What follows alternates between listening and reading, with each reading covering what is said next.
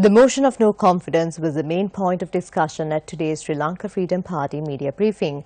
The State Minister of Public Enterprise Development referred to the Prime Minister's statement regarding Arjuna Mahendran.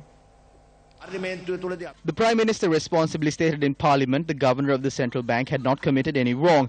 After he accepted responsibility, the President at the Central Committee meeting decided to appoint a committee to probe into what actually happened. There were 11 of us in that committee and we made 15 points. 13 of the 15 points have been included in the no confidence motion. Therefore, we as the Sri Lanka Freedom Party cannot take any other decision other than supporting the motion of no confidence. Any other decision would be a conflict with our ethical stand. There is no possibility for any SLFP MP to vote against the points that are mentioned in the motion of no confidence. If the Prime Minister steps down tomorrow, the coalition government will survive. Through this no-confidence motion, the group within the UNP who despise the Prime Minister will be given an answer. It is the Prime Minister who took the first step in splitting the coalition government. Those from within his party are calling for his resignation. The United National Party is calling for him to step down.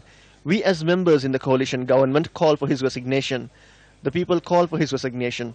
Even the justices who investigated the bond issue have raised doubts about his involvement. The civil society has called for his resignation.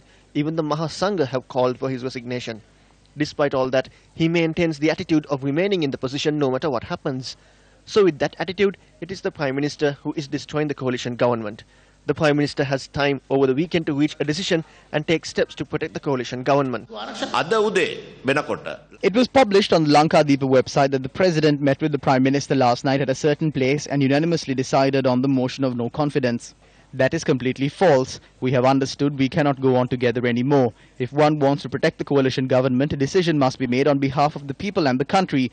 Then there will be no issue on the 4th. If not, come the 4th of April at 9 p.m, the coalition will be no more. If there is a vote and if they have faith, there is no need to plant such reports. We accept that the President had a certain time period on his responsibilities. That period is over. The time is now to focus on the future of the country. Our final meeting will take place on the 2nd under the auspices of the President. If the motion of no confidence is passed, the first thing that will happen is that the Cabinet of Ministers will be dissolved. At such a situation, the President has the power to appoint a Prime Minister, Cabinet of Ministers, non-Cabinet Ministers and Deputy Ministers. It has to be done. They have to be appointed. Does it say anywhere when a motion of no confidence is passed, the President loses his position? Where does it say so? The motion of no confidence is brought against the legislature. The people elected the President as the executive at the election. Can't these politicians understand this?